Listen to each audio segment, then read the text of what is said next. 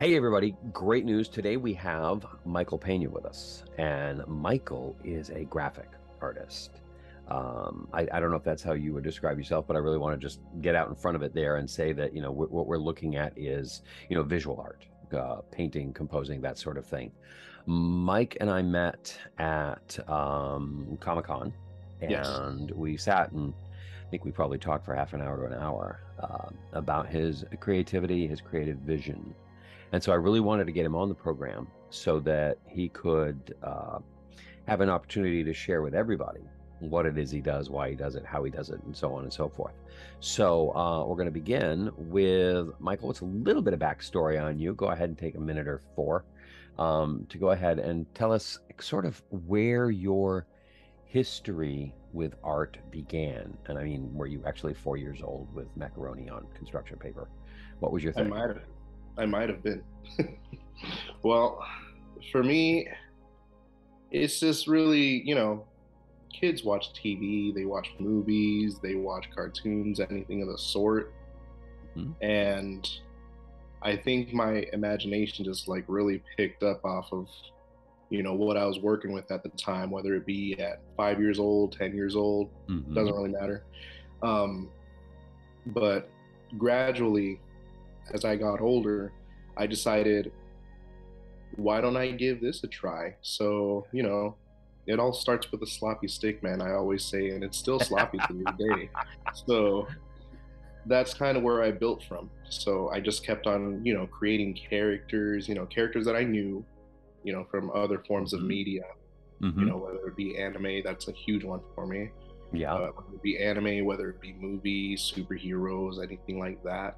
So I just would create something, as long Hmm. as I was creating something, it bore fruit of some kind. So that's what I would do. That's Like as a kid, I always drew something.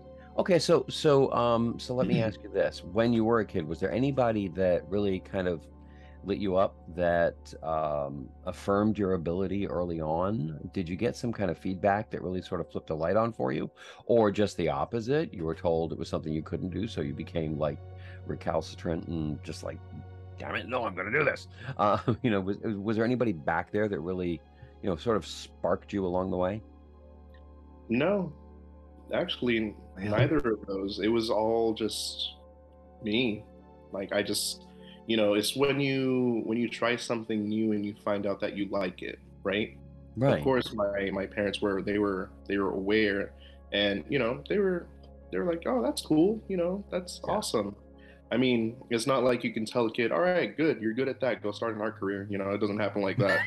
But Oh, um, I kind of just like became my own cheerleader. Like you you create something and then you're like, wow, I did that. Okay, I'm going to do this a couple more times. And that's really where it built off of. That's the type of energy that I kind of gave myself. As far as it like going anywhere at the time, no, it no. was just all fun as a kid.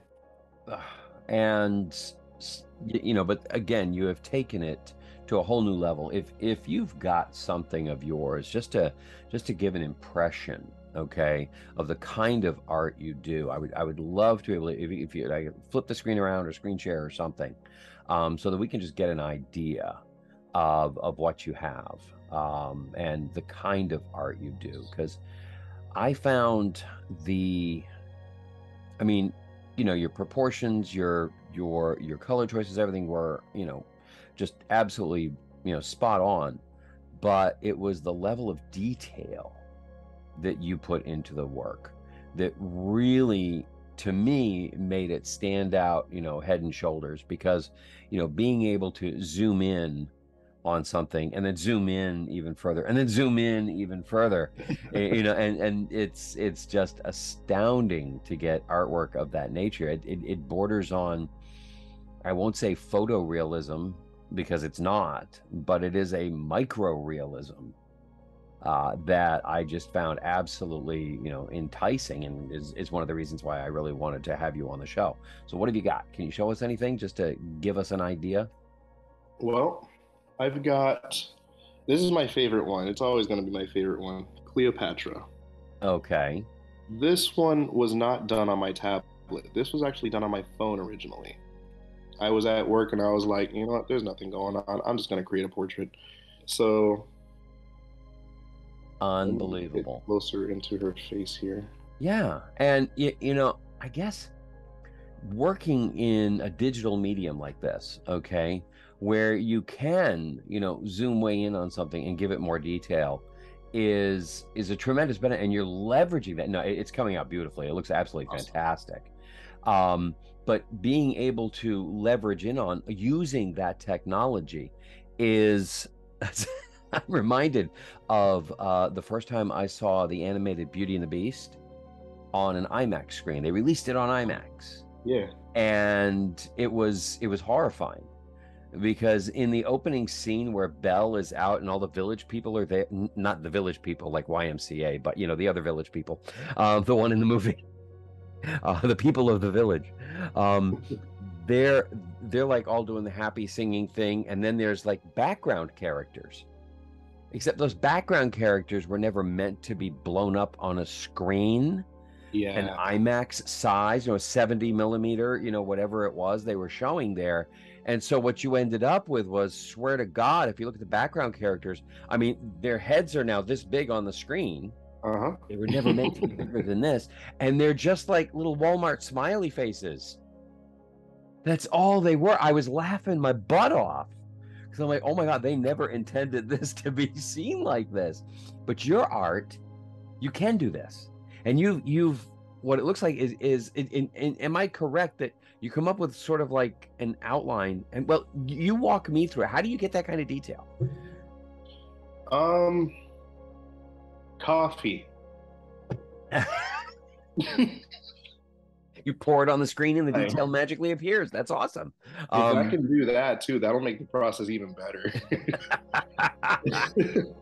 But really, what it is see, because I create characters and I pour a lot of time and detail into And these coffee. characters too. Okay. And coffee, you can't forget the coffee. Some Yes. sort of caffeination. Well, you said pour, Is great. so But when I put this kind of time and effort into a character, I really want to put my all into actually like visualizing them, Mhm. So even if it's like the most minute details, Mhm. it's like you said, once you close up into one of my portraits, you see even more elements coming to life the Right. further you go. Yeah. And And that's what I like to do. so what you're doing is you may start with, the overall sketch, but then because you can zoom in, you can turn like every zoom in scene into its own level of detail. Is that correct? Oh yeah, and more. That's amazing. That is, it's to me so backwards from what we normally have. It's like, well, I know it's there. I know that detail is there in her necklace. Okay. But because I'm doing a full body shot from 10 feet away, it's something you'd never be able to see. But in your paintings, you can continue to zoom in on them. And as long as you have a high enough resolution, copy of the image, that's extraordinary. And I guess, why is it so important that these characters are fleshed out so completely? Well, I'm no father. I have no children. Mm-hmm. But I'd imagine when a parent goes to his or her son or daughter's graduation, Mm-hmm. it's like a defining moment, not just for the child, but for the parent as well, right? Mm-hmm. Yeah. So when I complete a character, I treat it as my child and I put every single ounce of energy I can into that character. Wow. So that way you can see its history, you can see its detailing, you can see its scars, you can see its damage, everything. It is. So when you close up into a pupil, you're going to see details there. And you're talking about looking at a character that's like on half of the screen, full bodied. Right. It's amazing because it sounds very much like how an author might write a character. You know, they may have a full biographical sketch in the background, a full origin story that they create for somebody that's a walk-on character in chapter 12. Mhm. You know, but they know the whole background. I think Joe Rowling did that with most of her characters. There are other authors that have gone through that kind of detailing, and you'll see that they've, you know, written these other stories. I'm thinking of another one right now, and I can't quite put my finger on it. I think N.K. Jemisin did that with some of her work. She has these, you know, prequels and origin stories and everything for characters that, you know, but what you're doing is you're seeing your two-dimensional art as a three-dimensional being. Is that correct? You're really getting around the person that you're drawing. Right. I might even go as far as to say is that each character is their own world. Each character has Wow. their own built-in experience. Uh-huh. It's much like you go out into the city and you see like 5,000 people in a matter of minutes just walking around minding their business. Mm-hmm. So when you think about it, us as humans, like we're not thinking about the other humans in depth like that. You know, naturally we're going to say, "Oh, there goes Joe over there. That's cool." That's it. No, That's no, all you're that's exactly right. The first time I got on a commercial airplane, I was like 18 years old. Okay, but you know, this was back when they first invented them. And well, not quite, but I got on it and I was flying to Seattle. And the first time the plane took off, I looked out and we started taking off, and I saw neighborhoods for the first time because it was the first time ever flying out, and I happened to be over a city. I happened to be over Syracuse, and I saw these neighborhoods, and my mind just like looked down, and I was almost overwhelmed with the idea that inside every one of those buildings, you know, in the neighborhoods that all kind of matched, okay, like they always do, inside every one of those buildings, there was a family, and inside that family, there was a person, and every one of those persons had a life as full, complete, and real as mine. And it was just That's like overwhelming because suddenly I could see thousands of lives as rich and deep, with tapestries and everything about them as complete and fulfilling and wanting and emotion packed as my own. And it was overwhelming to try and grasp that all at once. But you are expressing that same feeling here, and I've never thought of it in those terms, that each person is their own world, you that's know, right. and you trying to capture that world. That's when when did that idea hit you? What Ooh, spawned it? I mean, I I think know what my inciting incident was, but when did yeah. yours hit? I want to say at age 23. Mm-hmm. I really believe that everybody is going to be hit. I'm not gonna say everybody actually. I want to say at least 85% of people are going to be hit with that realization, like, oh, wait a second, I'm not the only person on this planet. There's more of people out there like me, Yeah. or even not like me, Mm-hmm. that have something going on, because Yeah, they're just admittedly, as real as me. I think that's what it really comes down to, you know, mhm, because how many people in our own lives do we see as background characters?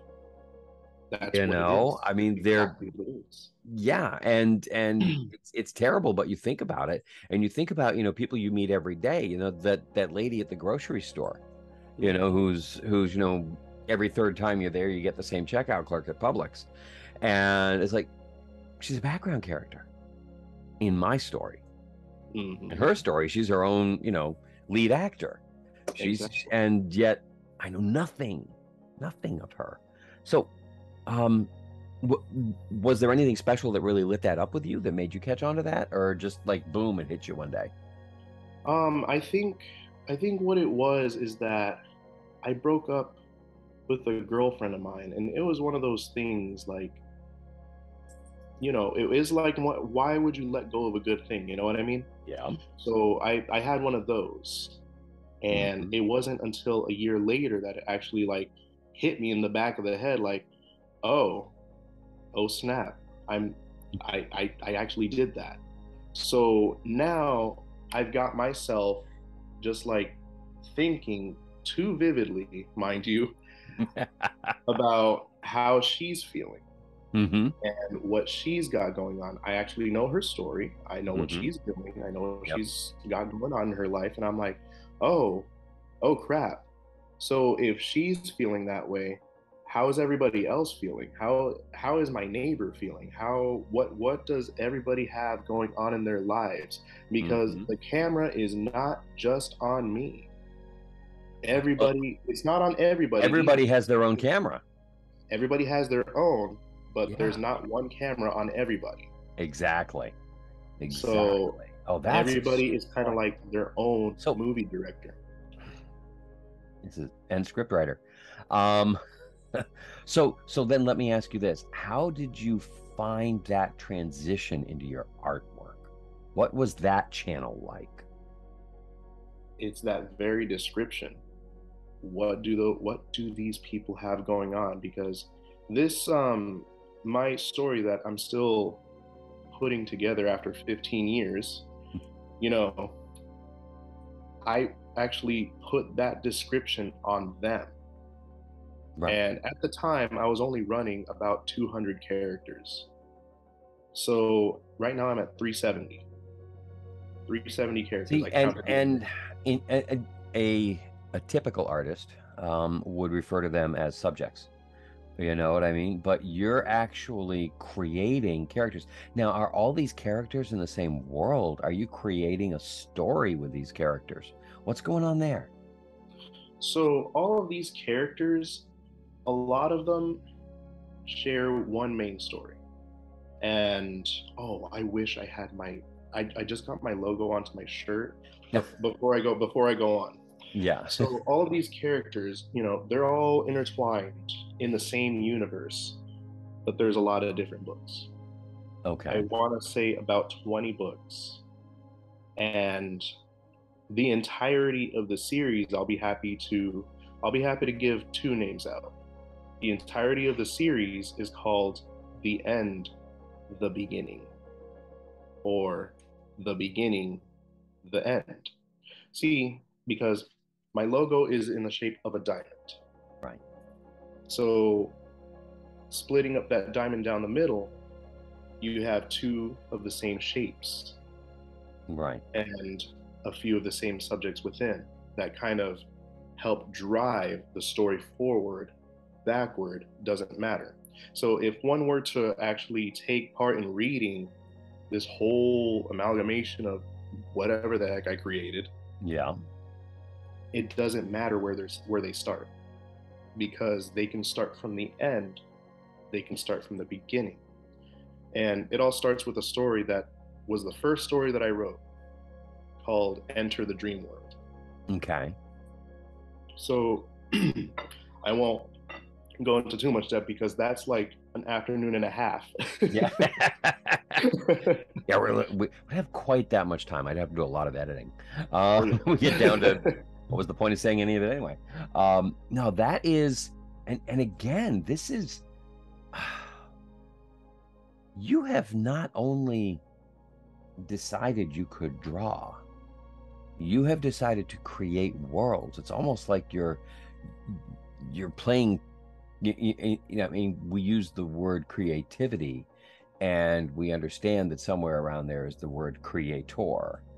And when you put a capital C in front of that, you get a very interesting sort of, um, well, almost a double entendre, because like, oh well, I'm the creator. I created this, this series, this art, this everything, but there's also creator, and it seems like you have this vision for a world, and that's what you're actually creating, is this entire world of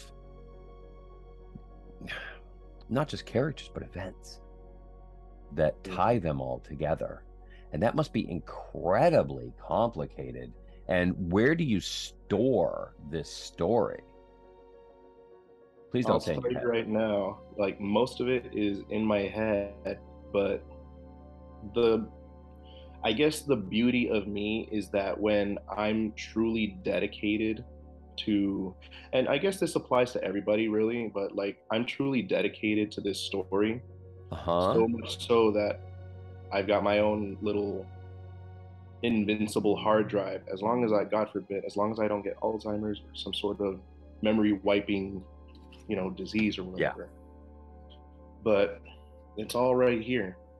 And it's the best place. It's both the best place to store things, depending on how you are, and it Yeah. could be the worst. And I've experienced both sides of that because, Uh, when you're 15 years old and you're watching X-Men animated series, yeah. and at the same time you have Dragon Ball Z to watch right after, you've only got so much time to create something out of that just to see what you can interpret Yeah. and put on paper. So, um, I keep it in my head, and also I keep it on a program called Campfire Writes. Hands down, if you've ever had to control a Wikipedia on steroids at your own like type of like customization powers, Really? you could like create modules and everything, like link your characters to certain subjects and instant click, bam, here you are, you're at your character's weapons just because you were curious, if that There you makes any go. sense.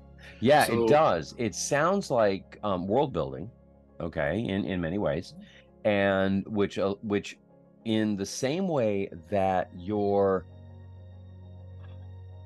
that this software allows you to drill down and find the interconnections and so on and so forth, your artwork does the same thing as well. When you can like do the zoom in and you see in the eye, you see that there's, a certain, you know, you know, speck of light or a reflection of stars or something that lets you see back behind the camera, so to speak, so you can see what the subject is seeing. And so this is, but well beyond that, because it's all part of this enormously complicated world. Um, so what, given this work, there's two things I want you to do, and that is, I'd love to know your process for sketching a character. Where do you start? I mean, literally blank page. Is there any way you could show a line diagram of how you write, how you draw something? Okay, and actually, where does it start? I'd love to see you do that. yeah. Um, Um, Let me actually. I'm working on one of my characters right now, and I okay. can actually show you the process. And this is exclusive too, because you actually get to see the full body of this character currently being created. Oh, nice, nice. Yeah, because this is something that, for people out there who are interested in getting into art and drawing characters and so on, this is something that, getting into your head and how you do it. That's what I want them to be able to see, is to be able to tap in and go, oh, I follow that logic. Oh, I think if I practice a lot, I can do that too. So go ahead, flip it around. All right. Okay. So my Cleopatra character, this is actually her little brother. Okay. He Let me, I actually, if you don't mind, I'd like to give you like a brief backstory between those two and how Okay. they Go work right so well ahead. together Yep. before I show you Yep. this really cool You video. know how to do brief. I know that from our discussion. So go. So Cleopatra, she's had thousands of children, and being the evil woman that she is, disposes of them when she doesn't need them.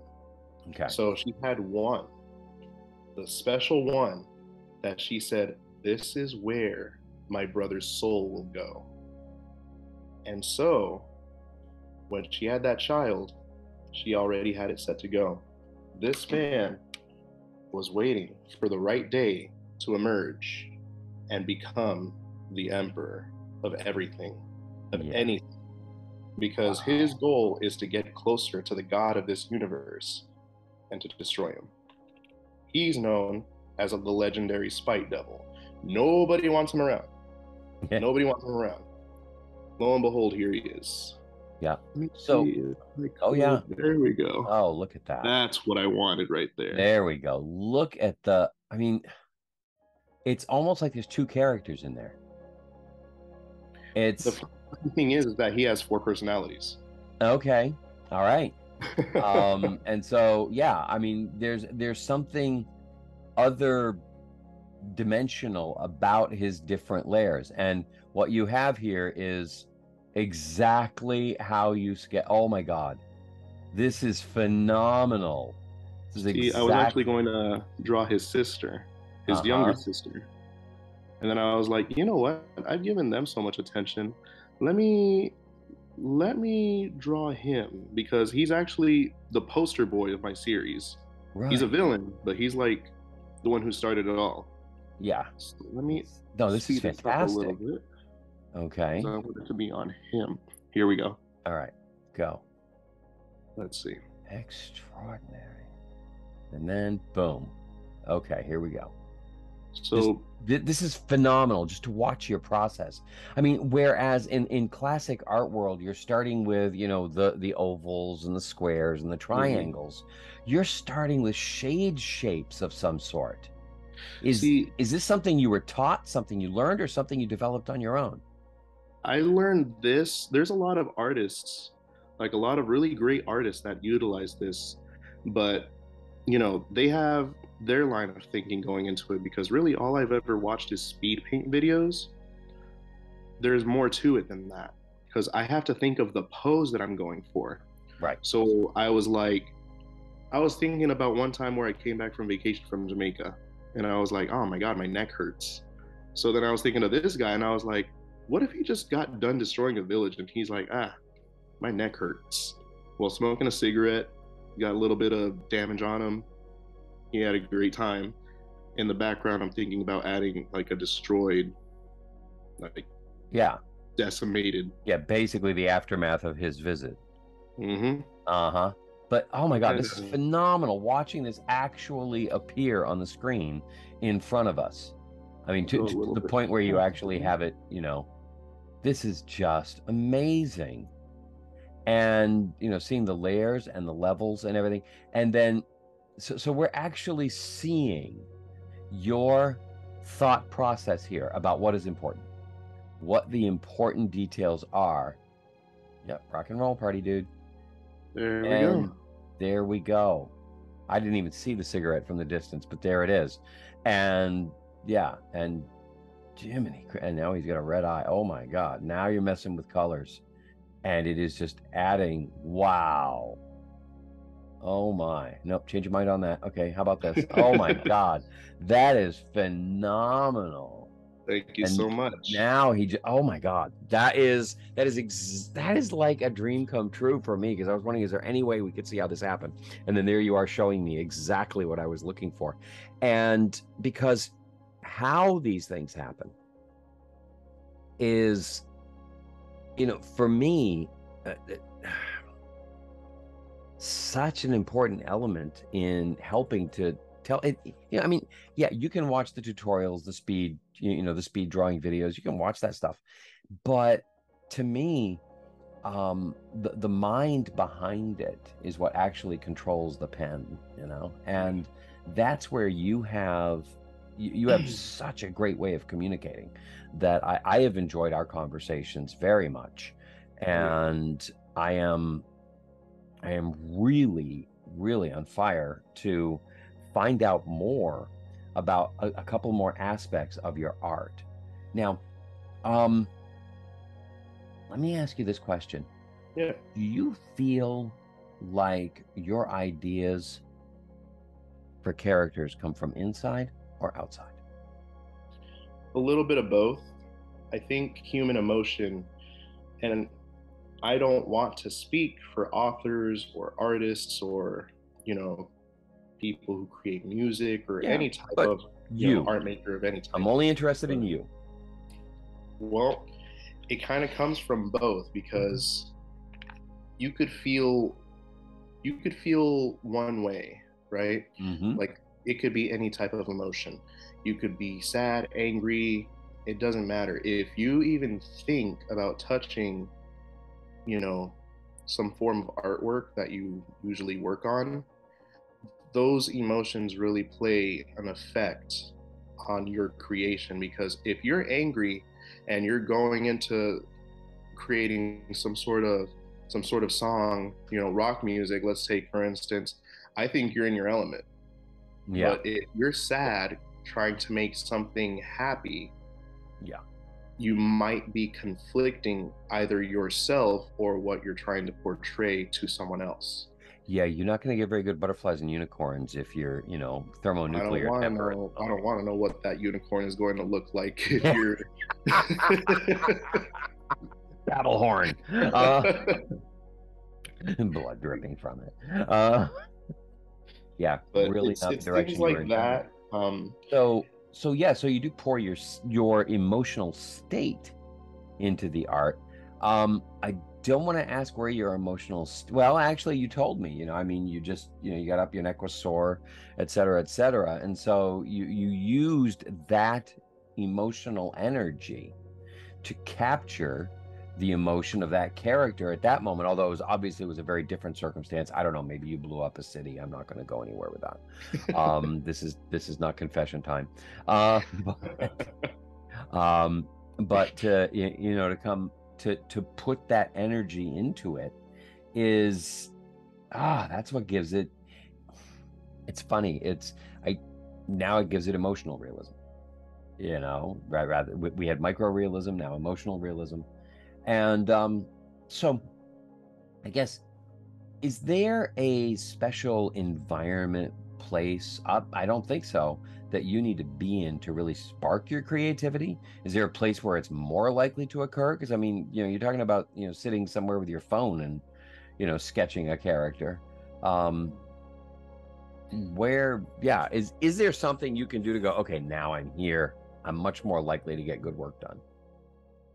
if if anything, I don't. It's fine being at home.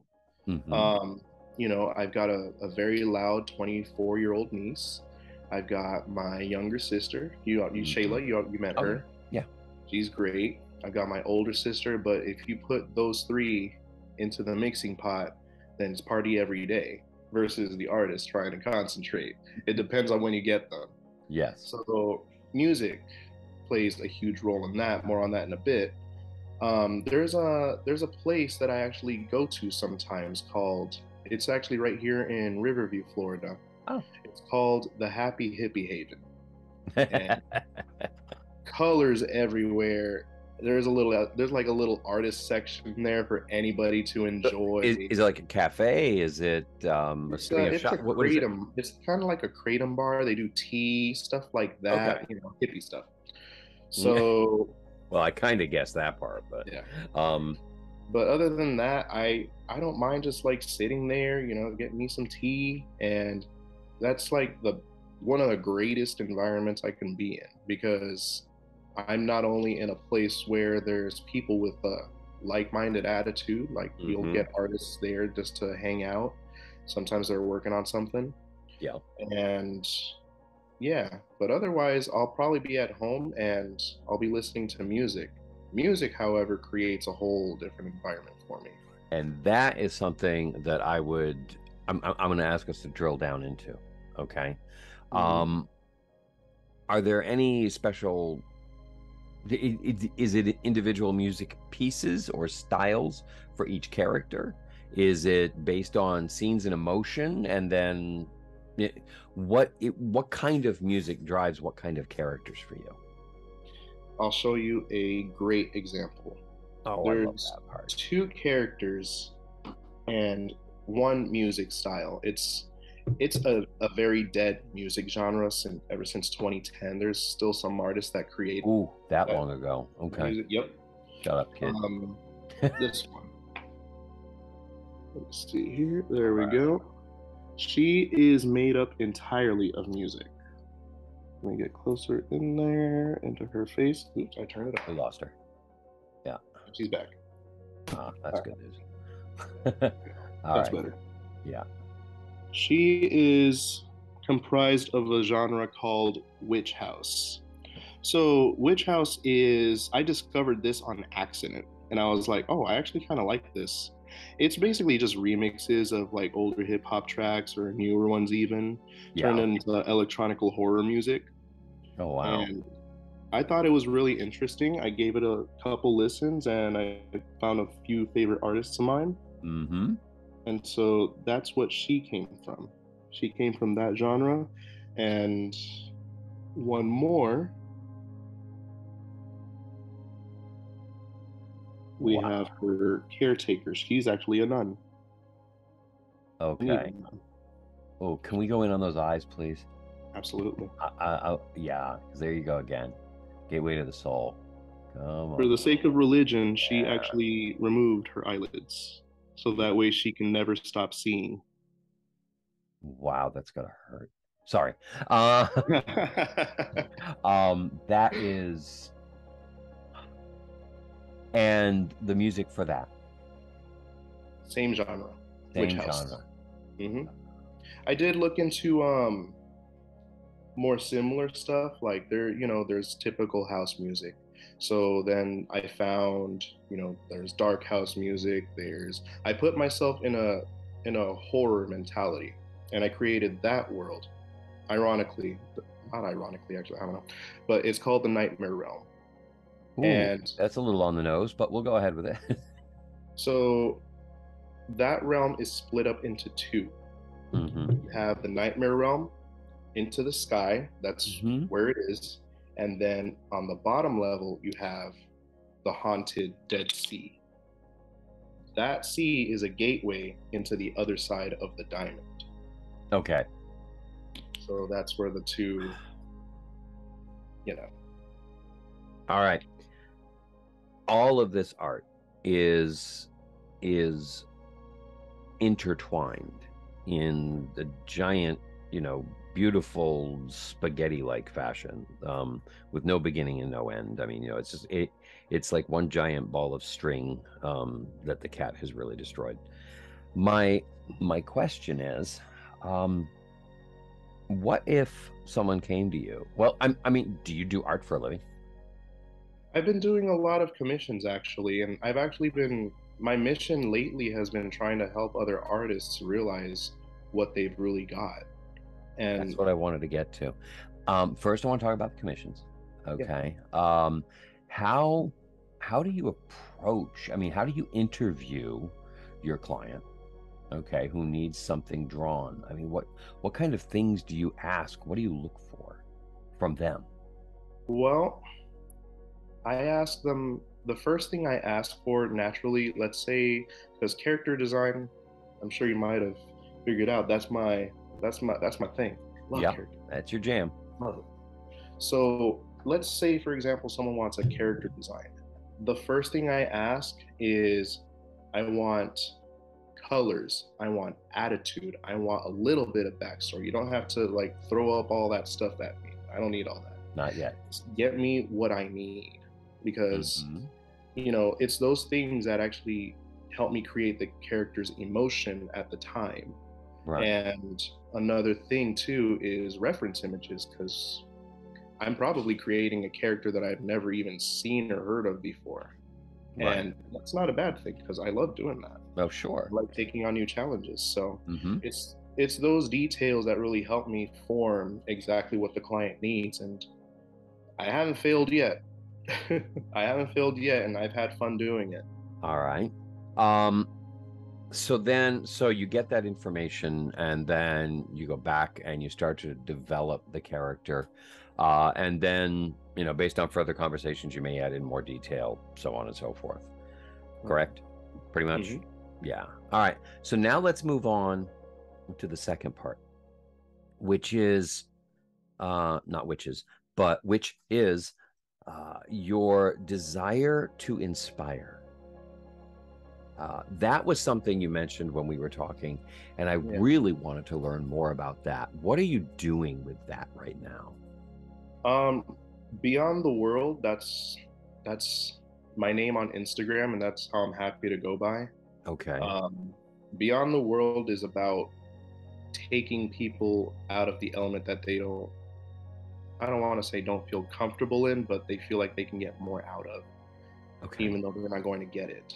Because in a lot of cases, you can really say that the term like the starving artist or struggling artist, it's the true thing. Hmm. And I don't like it when people struggle. Like people don't have to be alone with it. So there's artists out there who really don't believe in themselves, and there's a lot of that, like a lot, and it's ridiculous. Well, And and there are a lot of people who, um, I mean, face it, they're struggling for a reason. yeah, Okay. I mean, I've seen a lot of very, two-dimensional, flat, poorly composed art. hmm And, they may have a strong desire, but they just keep like redrawing the same things over and over again and going, see, I did it again. I've drawn, and it's like, the old 10,000 hours routine. Um, the problem is it needs to be 10,000 hours of focused improving practice, not just yeah. doing the same thing over and over again. You have to be learning to be better while doing it. Yeah. Um, and so, how, what is a common element you find within these creators that you can work with that will help them sort of springboard to the next level or find the support or the courage, whatever it is? The thing I look for, like, I don't just like work with the people I already work with. I search. Like I Mm, search for people. And let's say on Instagram, for instance, like okay. you're gonna find a lot of those, Hmm. thankfully. So if I see that they're creating something and like I can probably like overlook all of their posts, like all of their work. And if I really see that they're really doing their best, first I never really discredit their art. Like art to me is art. And Yeah. Oh yeah. Oh whenever yeah. I create something, like let's take let's take 16-year-old me, right? Hmm. And I'm not going to say that that art back then compared to what I do now, Oh God, no. it's crazy. Yeah. But I'll see a lot of that, and I'll be like, because they at least need someone to tell them that they're on the right track, because Okay. most of them don't. Because they're just like me, they're just creating just to create. That's fine. Um, but it's like for me, I want to see more. Like I want to see you continue. I want to see you, become something big one day. I'm not saying I'm big. I'm one of the little guys just like everybody else, but like Yeah. it's fulfilling when you see someone who didn't have a path to go on find a path and improve tenfold. I've seen so far from what I've been doing, I've seen it 3 times. And Okay. those 3 times are going to last 3 lifetimes. Yeah, no doubt about it. I mean, if you can, springboard someone's trajectory like that, Yeah. that's going to be, yeah. It was what I was asking you in the beginning. Was there ever anybody that stepped in and said, "Oh my God, yeah, this is really," gave you that spark of encouragement? That's what you're doing. I mean, you didn't get it, and you're out giving it. Yeah. So you basically you hunt for people. They don't apply to you. They don't ask to be part of Beyond the World. Is there something someone can do to be part of Beyond the World because they want that kind of help? I mean, what is your vision for that project? Beyond the World still needs a lot of work. Um, like there's a lot of things that I still need to do. Like, there's Patreons to set up, there's Discords, but aside from that, like if someone wants to be part of Beyond the World, just do what I do, and just let your fellow peers know that hey, I'm available if you ever need advice, or we're both learning art. Let's learn together. Let's challenge each other, Hmm. because having someone that does what you do and they have fun doing it just like you do, it's really nice and Yeah, it's help. nice to have somebody else on the journey. Exactly. You Like one of my know. best friends, Steve, um, I met him through work. Like, so I would just bring my tablet to work and I'd be drawing, and his sister saw me drawing once, and she introduced both of us, and we could have been brothers, I swear. So he's a great artist himself, Mm-hmm. and we've known each other for 10 years, and we're always creating, we're always helping each other. Like, we're also like, someone posts something, I'm like, all right, let me help this man out, let's boost his post a little bit, let's let people know who he is. And the same thing with so many others, because um, I think I think the flaw of being on social media as an artist is the self-absorption of whatever you get out of posting. And it's not just that. There's a lot more to it. It's social media. I figured that out too late too. The Yeah. word social media actually is a thing. Yeah, And stop thinking of his media and remember the social is the first part. Yes, exactly. so And it's but really it just going out and just I'm being social, like guessing telling someone they did a great job, and telling someone that, hey, I want to see more out of this, please keep going, maybe someday I'll commission you. Even just small words like that will make someone's year. yeah. Yeah, it will. And give them that necessary encouragement, that we all need at some point, because really we're all out there just like fumbling in the dark, because the future is just a black mass. Yeah. There's nothing. It's like once you get beyond this moment, it's just darkness. And so anytime somebody can go and kind of grab your shoulders and go, no, no, no, go that way, that has enormous value, because it takes some of that pressure off us, because we're running on faith. Yeah.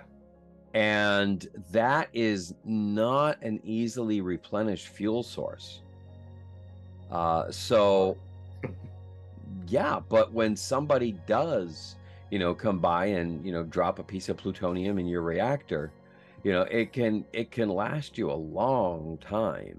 Excellent. And if it hits you at the right time, it can last you a lifetime.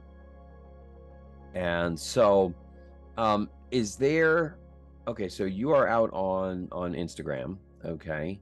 I know it's a little old school, but there's these things we used to use called websites. I don't know if you remember them. But do you have that as a locus for your work, your art? Is there something like that people can sort of congregate around, regardless of what social media platform you may do a lot of your, I won't call it prospecting, but your hunting on, and your support? Soon I'll actually be having my website up. I'm actually doing a little outline as to how I want it to go. Um, I, being the person that I am, I'm probably one of the most extra type of people that would actually tackle something like that. So if I were to actually do a website, I don't just want it to be pictures. I want pictures that move, pictures that people could interact with, and maybe like something like what were those programs? I guess something like InDesign, or I don't know. But like, you can click through a character, you can like see all their different outfits, their little story elements, you could hear little voice clips, stuff like that. Okay. And I want people to not just look at a picture, but I want them to have an experience. Yeah. That's an incredible vision. And I kind of think that plays into that the software you were describing early, about the story master. What was it? Oh, Campfire. Yeah. Campfire. Thank you. And where you can, dig through the areas and find the connections and, put that sort of thing together.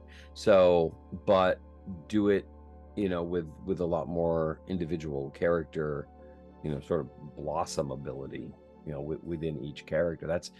This is really fascinating stuff. I love the way your mind works.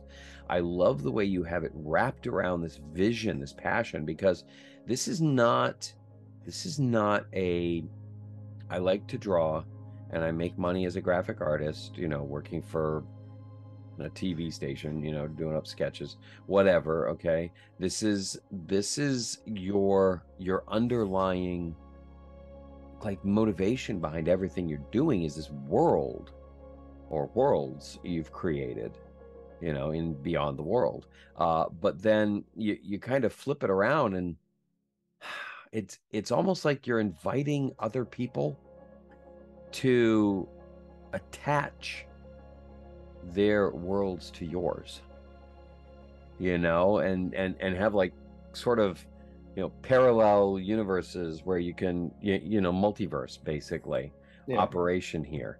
And that is phenomenal. But being the creators of each multiverse, you're looking to encourage the other multiverse creators, and of course get that encouragement back in return when you need it.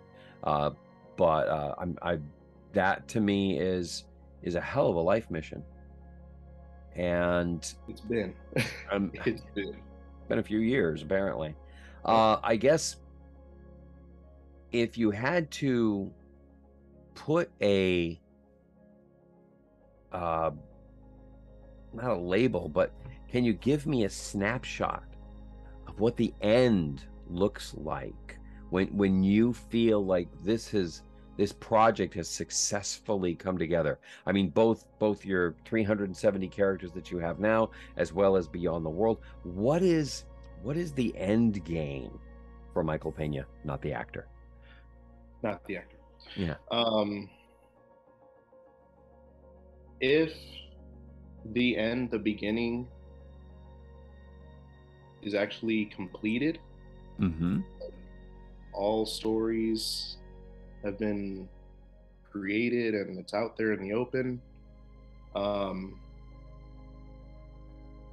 I guess I would want it to be just like how H.P. Lovecraft's work was done. Everything becomes public domain.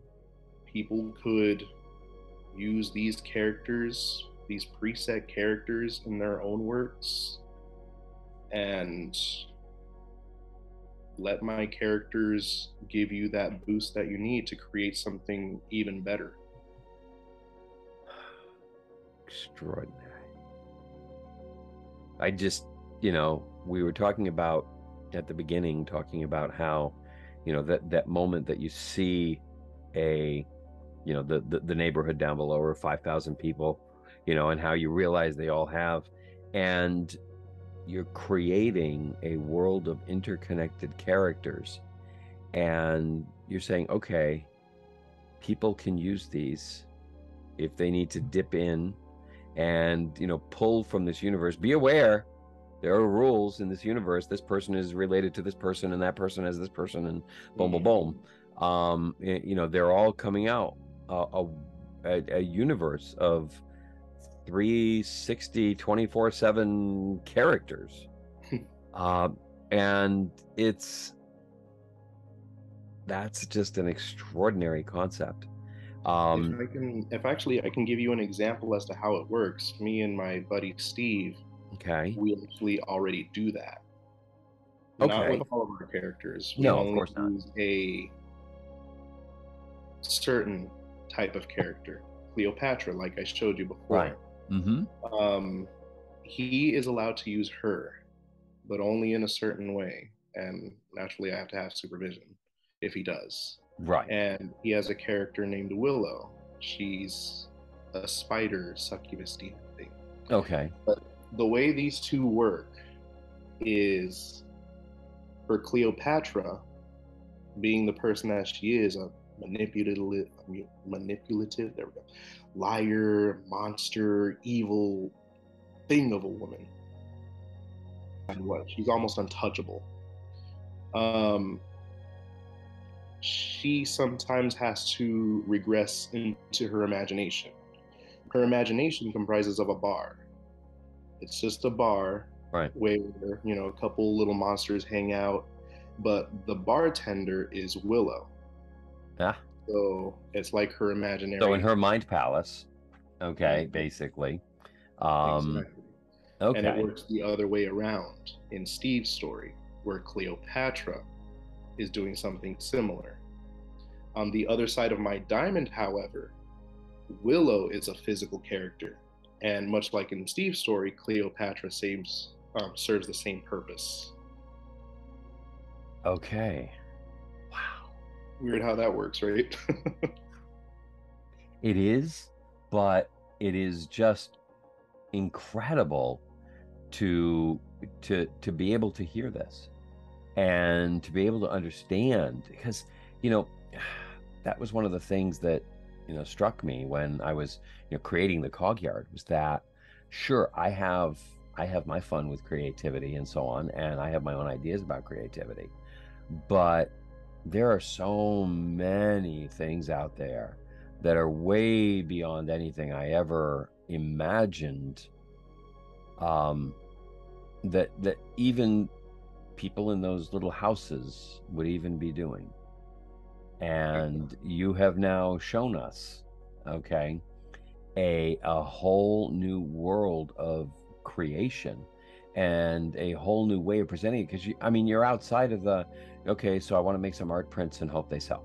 I want to, write a book and hope it sells. I want to have a website where people can go through and peruse these images. You're going way beyond any of that with an explorable world universe. I'm going to say universe, because it seems so much bigger than a single world.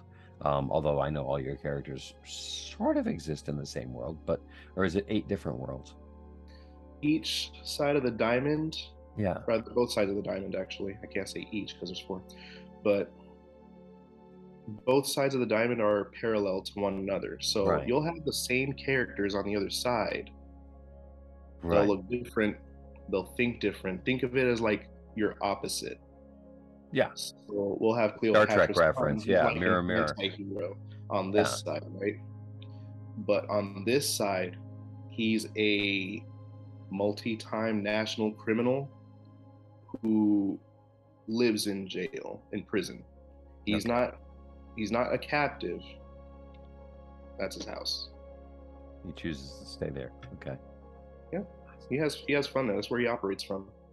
Well, He's basically like Cleopatra. okay. Wow. All right, so people can find you on Insta. I'll be putting that link down below so they can see more of your artwork. And if they want to, they can connect with you there. Are you out on Facebook at all, or other platforms where people can reach you? Because I'll put those links Yeah, in down below as well. yeah. If I remember correctly, I am Beyond the World on Facebook as well. I'm Okay, on Facebook, Twitter. Um, I have a bunch of things. Hang on one second. I got that's them cool. all right here. Share them, okay, and with me after we get off here, and I'll make sure that they are down in the description below.